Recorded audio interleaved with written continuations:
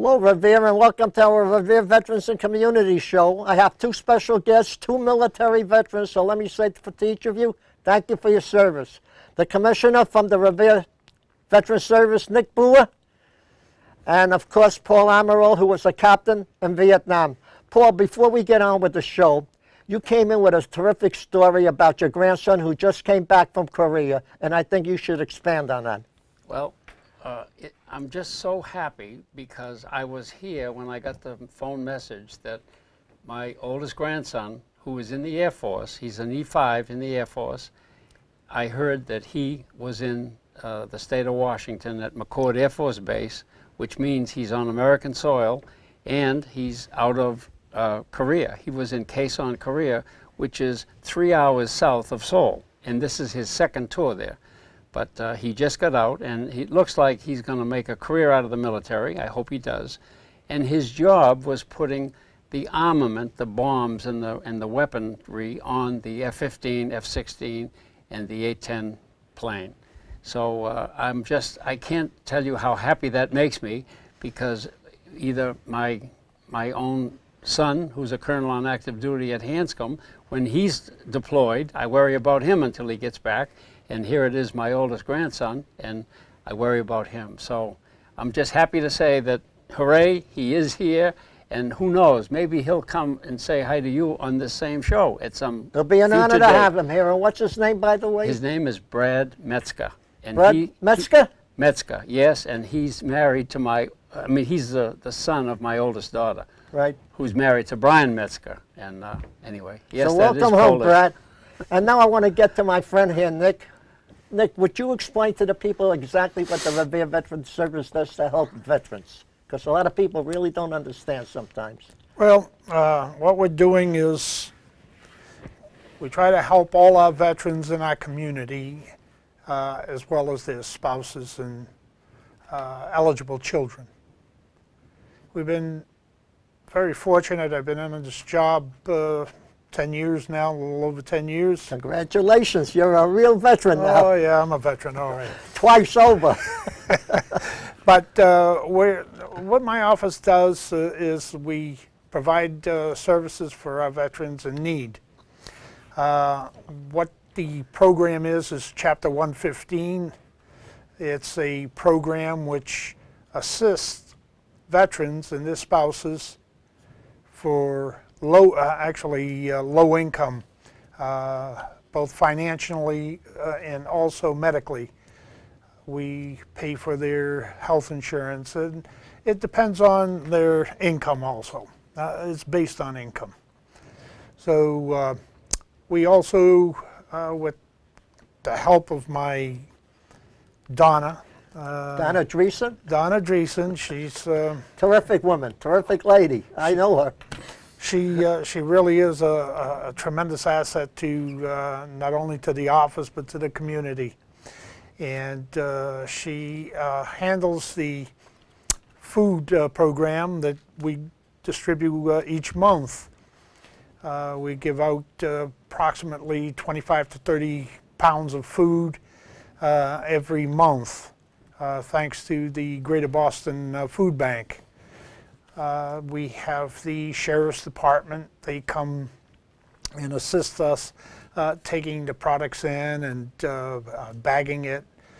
We've had numerous volunteers, and I'm not going to mention any of them. That's all right. Numerous volunteers help us out. Because I agree with you.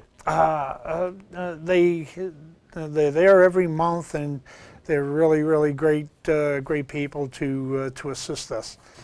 And most of the program is called the Chapter 115 program. We also assist, getting back to the Greater Boston Food Bank, the Women's Club. The Revere Women's Club. Yep. Great, tremendous asset. Oh, yeah. To us. They make monthly donations. Diane Colello's, she's always helping us out every month, and she's a wonderful person. and she should be recognized as doing the great work that she does. But you know, we have a lot of programs, and one of my biggest jobs is filing VA pensions and compensation. I know Paul is a recipient. He's 100% veteran who has done his duty to our country, and he was injured, and it's good that the community, the VA pension helps out our community. We have probably in the vicinity of $200,000 that comes back from the city, from all the people that receive compensation from the VA. Can I just say two things, Nick, if I may? The food bank, if we could just back off, that's the first Wednesday of every month. That's the first Wednesday of every month. It's for veterans and spouses of veterans.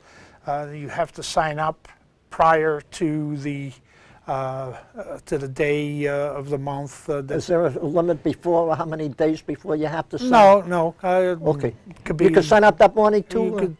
Well, we prefer not to, but we prefer if it was the day before or the week before or whatever. So this way, because it just puts an additional burden on the people who are working the table. So we want to keep it sort of moving along. So, and we have the Women's Patriots Club.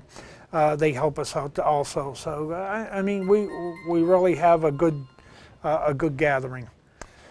Paul, you wanted to say something. I only wanted to say that it also is, it's at the place where you pick up is the American Legion Club, that's where it is. And I don't think it was mentioned. No, the American Legion, they help us out. They're the facility. That's 260? 248, 249? 249 Broadway. Right. Yeah. Thank you. Right. First of all, if I may say one thing, you mentioned Donna Dreesen, who does a tremendous amount of work. But I want to say Donna's mother, Rose. Do you know her last name, Rose? Maricela. Maricela was ill for a while. So, Rose, we're glad you're healthy again, and we're glad you're back. So thank you, and you're a great asset to the seniors, to our seniors. So thank you again, Rose. Now, Paul, before I get back to him, you said you had a son who's a colonel. Is that a full colonel? Yes, a full colonel, yes. He is in the Air Force. He is a full colonel. A full colonel? So I'm going to be particular nice to you. I didn't know that, Dick. Yeah. Okay, I just want you to know that. No, I don't want to be on active duty, too. He'll be on active duty probably for another 18 months. I don't want to be court-martial again, okay? I just want you to know that. Yeah. Nick, before we went on the air, we talked a lot about, and you came up with something good about people that are discharged from the military service, who can receive benefits and who can't. Could you expand on that for me, just for a few things?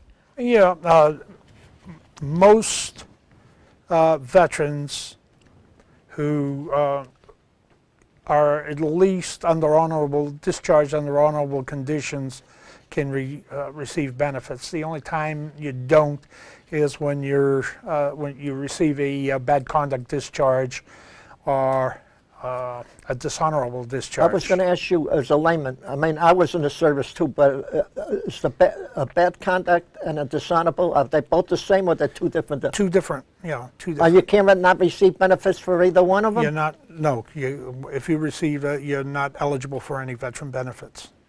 Even if it's bad conduct? What do they mean by bad conduct? Like you disobeyed an order or something? Well, bad conduct is a continuous, you may, I don't know what the criteria is for each, but you may be robbing stores. Oh. Or you get shipped off to the brig, and you know, you're there for a little while. But AWOL would be a dishonorable discharge. Could be. You know, there could be circumstances why you went AWOL, which would nothing is etched in stone. Okay. Okay. So there's different criterias for each each discharge. Now, Paul, you was a captain in the Army. You had a similar story about what Nick just mentioned. Tell us about that. Okay, now, and I also want to say this was not when I was a captain. I happened to be a company commander as a second lieutenant when I was at Fort Huachuca, Arizona. Now, Fort Huachuca by itself is a great place to be. It also has a lot of historical significance. A lot of people don't realize that Fort Huachuca is where they captured Geronimo. And also, it was the home of the people called the Buffalo Soldiers. They were stationed at Fort Huachuca. But my particular problem was, as a company commander, I had to deal with a young man who actually had tried to rob the base exchange. And when I got involved with it and started to investigate this happening, I found out that this particular young man, in civilian life, and I forget exactly what state he came from, because I'm talking, you know, we're talking a long time ago. But this particular guy was arrested, you know, out in the public domain by the police for robbing a store. I don't remember exactly what kind of a store it was, but he was a thief in effect. And they actually put him before a judge. And normally you would think that somebody that was convicted in a robbery, go to jail. They'd go to jail. Right. However, believe me, this actually happened, and I still don't believe it, but it did happen. Here, this young man is before a judge, and the sentence that the judge said, you're going to go to jail for a period of 2 years, or you're going to go in the Army for 2 years. And his sentence was, he came into the Army. Now, you know, there's no rehabilitation, there's nothing. He just came in and he was in the Army. I got him in as a new person. I had no idea that he had come, you know, he was caught, he was before a judge and sentenced to come in the Army, until I got involved with a late night call when the MPs have picked up somebody who's breaking into the base exchange at Fort Huachuca, and it happened to be my guy. And when I kind of put the whole thing together, I couldn't believe it. So to add, again, what Nick was talking about, the way you get out, I actually went through the USMCJ, the United States Code of Military Justice, and that they usually use as an Article 15, and I've done many of those. But there is another part of that same book that says you can actually board somebody out of the service and they get nothing. They do not get an honorable discharge. They don't get, they don't receive the tools that you need to come to see a guy like Nick and say, hey, Nick, I'm having trouble, or, you know, health benefits or money or whatever it is. They can't get it. And they'll never get a job where they need a security clearance. It's all tied together.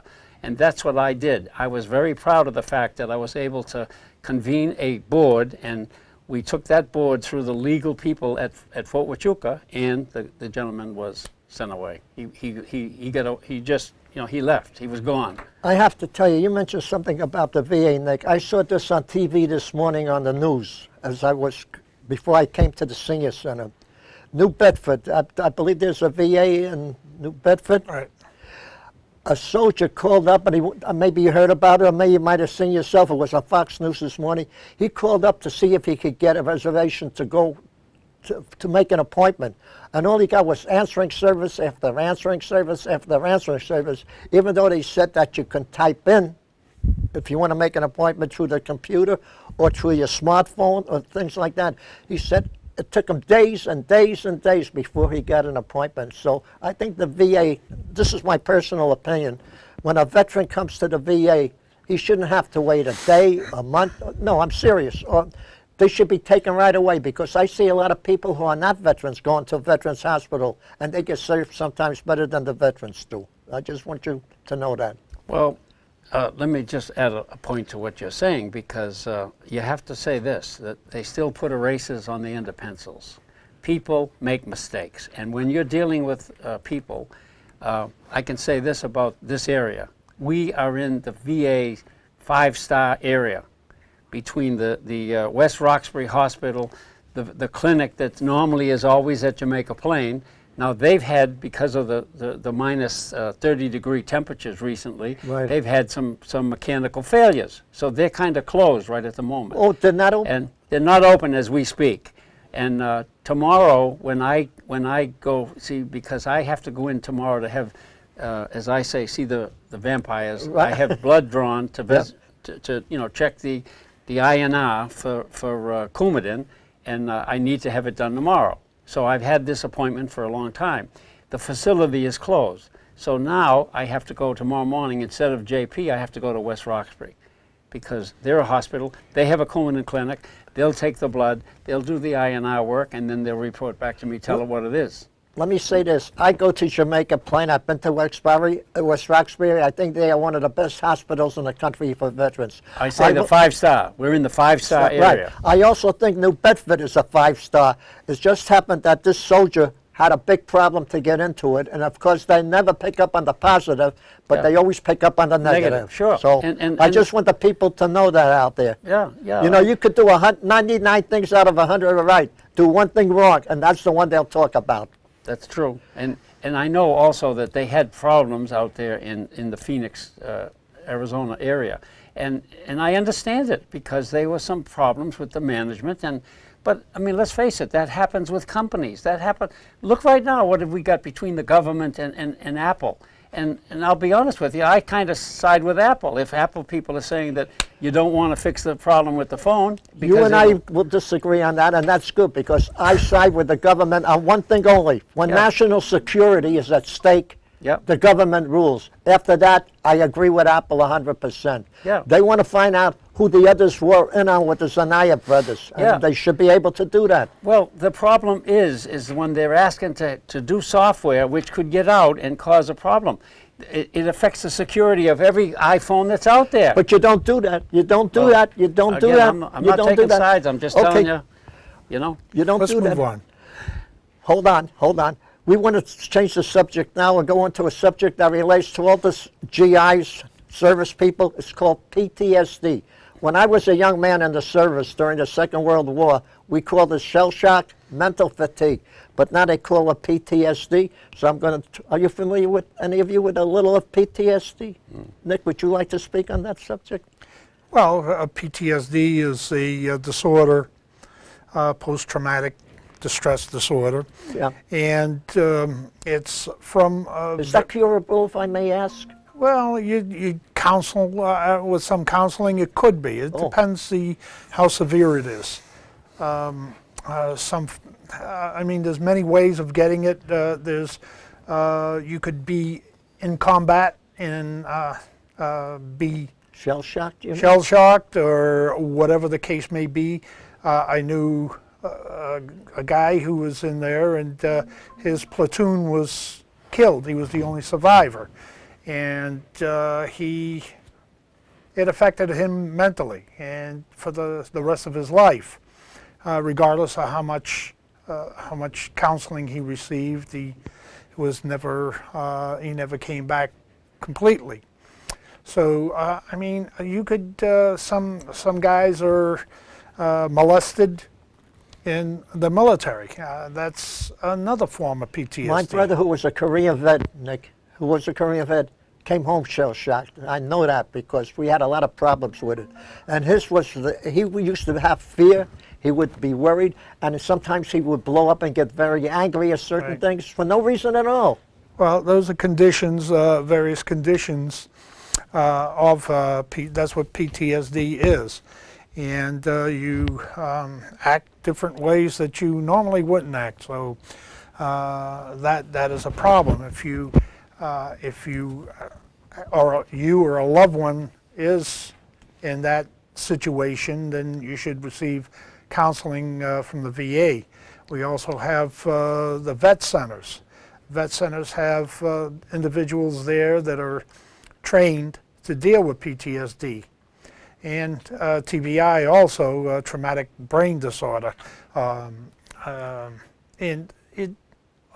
they have to receive the counseling that they require. And they could have a very active life in the future, but there's a lot to it. And are they put out of the service, though, or they can still remain in the service? No, they can't. Well, no. not at all? No, usually it's... okay. I mean, as I said, nothing is etched in stone. There's different degrees of PTSD. Oh, I see. You know, men and women, veterans who have been raped in the military suffer from it. They're embarrassed about it, to discuss it with their family loved ones, and the family members don't realize what experience their son or daughter or relative went through. So they have to receive the counseling. And I mean, if you or a loved one is in need of some assistance, you know, come to my office, call me. We'll, you know, at least direct you in the right direction. If you wish to file a claim with the VA because of it, and the claim is documented, we have to have it documented. We have to have a relation between the military and your condition. And this is usually if it's physical disability, you went to sick call and it's documented in the military, they can check that out. A lot of guys in the Navy, they're on the big ships during World War II and Korea and Vietnam. They didn't have the ear protection. So now they have loss of hearing or tinnitus. So these are conditions that they should apply for and possibly receive compensation for it. Nick, I want to change the subject for 1 minute, if I may. We just got over some cold weather where the temperature in Boston was 4 below zero, just as well in Revere. Any homeless veteran that's out there should never be homeless, really. And if they are, can they contact you to get help? They contact me. They contact my office at 781-286-8119, and there are ample services that it's available to put them in shelters, temporary, and then we could work towards the long-term shelters. The VA system has what is called a VASH program, and what it is, it's Section 8, the VA Section 8, and I just got a call this morning from a young lady who has just received their VASH voucher, and it's can I ask you? It's a VASH voucher is as I said, Section 8, the VA type of Section 8. But and what the government pays, most of the rent, depending on the person's income, okay, and the person would pay a small portion of the rent. So, and this is what we're trying to deal with. And actually, she's looking for a 2-bedroom apartment. So she has a little daughter, and this is what we try to help out. So, I mean, there's so many different avenues for claims, and to assist the veteran. No veteran should be homeless. That I agree with you. So if, as I said, if no one knows of any, if someone knows of any veteran who is in need, have them call my office. Give them that number again. 781-286-8119. Right, thank you, Nick. We got about 3.5 minutes left, so I'm going to give each one of you about 1.5 minutes. So, Paul, just give us a little brief history of your military service, please. Well, I guess my service was in 2 parts. The first part actually was, as I mentioned, Fort Huachuca, Arizona, 60 to 62. And at that particular time, when I was, you know, in the service, I spent 2 years, 2 months, and 2 days out there. And I was involuntarily extended because of the Bay of Pigs.